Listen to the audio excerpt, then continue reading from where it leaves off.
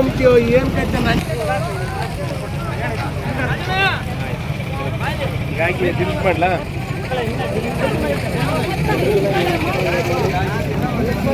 Board ಸರಿ ಹಿಡ್ಕೊಳ್ರಿ ಬೋರ್ಡ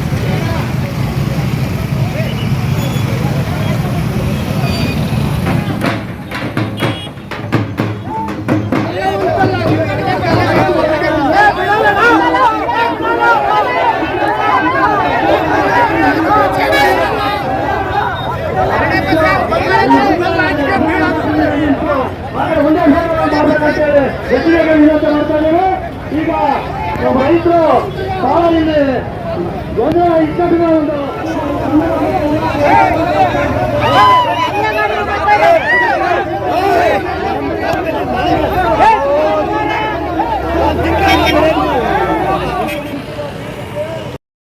ಅವರಿಗೆ ಮಧ್ಯಂತರ ಪರಿಹಾರವನ್ನು ಕೊಡ್ತೀವಿ ಅಂತಕ್ಕಂತಹ ರೀತಿಯಲ್ಲಿ ಹೇಳಿದ್ರು. ನಂತರದಲ್ಲಿ ನಾವು ಬೇರೆ ಬೇರೆ ರೀತಿಯಲ್ಲಿ ಹೋಗಿ ಕೇಳಿದಾಗ ಇಲ್ಲ ಜಂಟಿ ಸಮೀಕ್ಷೆ ಮಾಡಬೇಕು, ಶಿಫಾರಸ್ ಮಾಡಬೇಕು ಅಂತ ಹೇಳ್ತಾರೆ. ನಾವಿಲ್ಲಿ ಕೇಳುವಂತಹ ಪ್ರಶ್ನೆ ಇಷ್ಟೇ, ಮಾನ್ಯ ಚಿಕ್ಕಣ್ಣವರು ಮತ್ತು ವೀರಣ್ಣವರೆಲ್ಲ ಒಂದು ಕಳಕಳಿಯ ಮನವಿ ಏನು ಅಂತ ಹೇಳಿದ್ರೆ, ಈ ದಿನ ಮಧ್ಯಂತರ ಪರಿಹಾರವನ್ನ 25% ಭಾಗವಷ್ಟು ಈ ಮಾಸಾಂತ್ಯದ ಒಳಗಡೆ ಎಲ್ಲ ರೈತರಿಗೂ ಕೂಡ ಯುಎಫವಾಗಿ ವಾಗ್ದಾನ ಅಲ್ಲ, ಲಿಖಿತವಾಗಿ ಅವರು ಬರೆದು ಕೊಡೋವರೆಗೂ ಕೂಡ ನಾವೆಲ್ಲರೂ ಯಾರು ಕೂಡ ಕದಲಬಾರದು. ಒಂದು ಏನಾಗುತ್ತೆ ಅಂದ್ರೆ, ಈ ದಿನ ನಾವು ಪ್ರತಿಭಟನೆ ಮಾಡ್ತೇವೆ, ನಾಳೆ ಪತ್ರಿಕೆಯಲ್ಲಿ ಪತ್ರಿಕೆಯವರು ಕೂಡ ನಮ್ಮೊಂದಿಗಿದ್ದಾರೆ. ಅವರೇ ನಮ್ಗೆ ಒಂದು ರೀತಿ ಬಲ.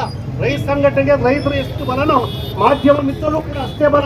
ಅವರೇ ನಿರಂತರವಾಗಿ ನಿಂತ್ಕೊಂಡಿರುವಂತಹದ್ದನ್ನು ಕೂಡ ನಾವು ಮರಿಬಾರದು ಅನ್ನುವಂತಹದ್ದು ಕೂಡ ಈ ಹಿನ್ನೆಲೆ ಒಳಗಡೆ ಅದು ಬೆಳೆ ವಿಮೆ ಅನ್ನುವಂತಹದ್ದು ಶೇಂಗಾ ಮತ್ತು ತೊಗರಿಗೆ ಮತ್ತು ಬೆಳೆ ವಿಮೆ ಕಟ್ಟಿರ್ತಕ್ಕಂತಹ ಎಲ್ಲ ಬೆಳೆಗಳಿಗೂ ಕೂಡ ಮಧ್ಯಂತರ ಪರಿಹಾರದ ಮಾರ್ಗಸೂಚನೆ ಇದೆ.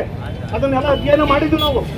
ಏನನ್ನೂ ಅಷ್ಟೇ, ಇವತ್ತು ಈರುಳ್ಳಿ ಬೆಳೆದಿರ್ತಕ್ಕಂಥವರ ದುಸ್ಥಿತಿ ಇದೆಯಲ್ಲ, ಟೊಮೆಟೊ ಬೆಳೆದಿರ್ತಕ್ಕಂಥವರ ದುಸ್ಥಿತಿ ಇದೆಯಲ್ಲ, ಒಟ್ಟಾರೆ ಎಲ್ಲರ ರೈತರ ಬೆಳೆಗಳು ಕೂಡ ಯಾವುದೇ ಬೆಲೆ ಇಲ್ಲದೆ ಎಷ್ಟು ಮಟ್ಟಿಗೆ ಅವರ ಪರಿಸ್ಥಿತಿ ಬಂದಿದೆ ಅಂತ ಹೇಳಿದ್ರೆ ಯಾವುದೇ ರೀತಿಯಿಂದಲೂ ಕೂಡ ಜೀವನ ಉತ್ಸಾಹನೇ ಇಲ್ಲ. ಅಷ್ಟು ಮಟ್ಟಿಗೆ ಅವರು ಆತಂಕಕ್ಕೊಳಗಾಗಿದ್ದಾರೆ, ಅಷ್ಟು ಮಟ್ಟಿಗೆ ನಿರಾಸೆಯಿಂದ ನಿಜವಾಗ್ಲೂ ಕುಸಿತೋಗಿದ್ದಾರೆ. ಇಂತಹ ಪತ್ರಿಕೆಗಳಿಗೆ ಅವರು ಜಿಲ್ಲಾಧಿಕಾರಿಗಳಿಗೆ ಬಂದ್ರಂದ್ರೆ ಅವರು ವರದಿ ತಗೊಳ್ತಾರೆ, ನಮ್ಮ ವರದಿ ಸ್ವಲ್ಪ ತಗೋತಾರೆ, ನಮ್ದು 8ನೇ ಪುಟದಾಗ ಹಾಕ್ತಾರೆ, ಅವ್ರದ್ದು ಫ್ರಂಟ್ ಪೇಜ್ ಅಲ್ಲಿ ಹಾಕ್ತಾರೆ. ಈ ರೀತಿ ಕೇಂದ್ರ ಸರ್ಕಾರ ಮತ್ತು ರಾಜ್ಯ ಸರ್ಕಾರಗಳು ಮಾಡ್ತಕ್ಕಂಥ ಅವಹೇಳನ ಇದೆಯಲ್ಲ, ಅದು ನಮಗೆ ಶಾಪ ಆಗುವ ಪರಿಣಮಿಸುತ್ತೆ.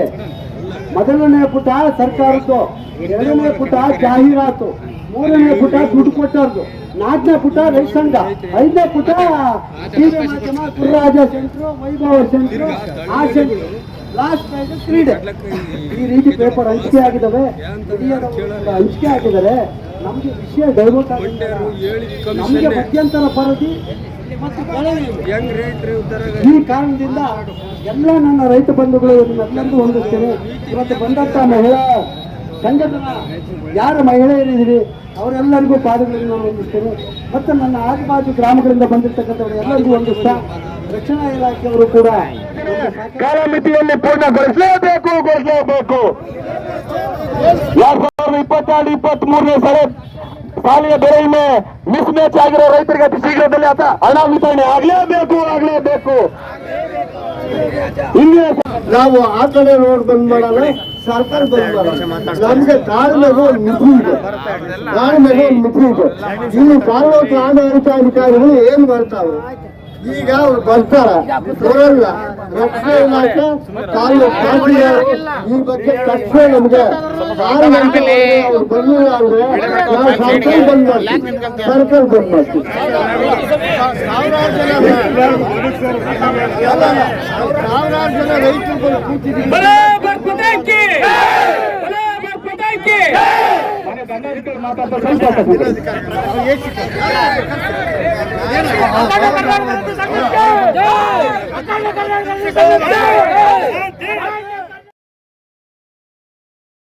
ಒತ್ತಾಯಿಸಿ ಮತ್ತು ಮೆಕ್ಕೆಜೋಳ ಜಿಲ್ಲೆಯಲ್ಲಿ ವರ್ತಕರಿಗೆ ನೀವು ತಾವು ಜವಾಬ್ದಾರಿಯಿಂದ